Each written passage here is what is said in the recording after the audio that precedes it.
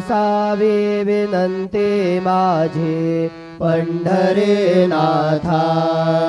असो नसो भाव आलो तुझी आठाया, कृपा दृष्टी पाहे मजकडे सद्गुरु राया, अखंडित सावे ऐसे वाटते पायी, सांडोनी संकोच ठाव थोडासा दे, तुका म्हणे देवा माझे वेडी वाकुडी, नामे भव पाश हाती आपुल्या तोडी, उठा पांडुरंगा प्रभात